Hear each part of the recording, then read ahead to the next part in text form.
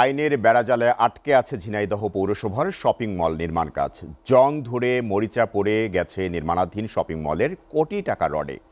এদিকে কাজ বন্ধ থাকায় দখলবাজরা রাতারাতি দখল করে গড়ে তুলেছেন দোকানপাট। পৌর কর্তৃপক্ষ বলছে মামলা নিষ্পত্তি সহ কাজ শুরু করতে উদ্যোগ নিয়েছেন তারা। ঝিনাইদহ থেকে ফয়সাল আহমেদের প্রতিবেদন। 2019 সালে বহুতল বিশিষ্ট শপিং মল নির্মাণের জন্য ভেঙে ফেলা হয় ঝিনাইদহ পৌরসভার পুরনো মার্কেট। সেই সাথে অপসারণ করা হয় পৌর শিশু পার্ক অপসারণের কারণে আদালতে মামলা ঠুকে দেয় পরিবেশবাদী সংগঠন বেলা। এতে বন্ধ হয়ে যায় শপিং মলের নির্মাণ কাজ। সেই থেকে পড়ে আছে মার্কেটটি। জং পড়ে মরচে ধরা শুরু হয়েছে ঝিনাইদহ পৌরসভার নির্মাণাধীন শপিং মলের রডগুলোতে। 2019 সালের পর থেকে কাজ বন্ধ থাকায় নষ্ট হচ্ছে কোটি টাকার সম্পদ।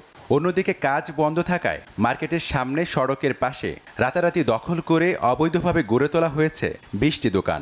এই মার্কেটটা যদি সম্পূর্ণ হতো তাহলে ঝিনাইদহে কয়েক হাজার লোক কর্মজীবী হতো। সরকারের প্রতি আমাদের আহ্বান যে এই মার্কেটটা যাতে অতি শীঘ্রই চালু করা হোক। মূলত পৌরসভার এই খামখেয়ালিপনার কারণে সবাই ক্ষতিগ্রস্ত হচ্ছে, জনগণ ক্ষতিগ্রস্ত হচ্ছে, মার্কেটটা হচ্ছে না, পৌরসভা ক্ষতিগ্রস্ত হচ্ছে। আইনি জটিলতা কাটিয়ে শপিং মলটি নির্মাণ সম্পন্ন করতে প্রয়োজনীয় ব্যবস্থা গ্রহণের আশ্বাস পৌর কর্তৃপক্ষের।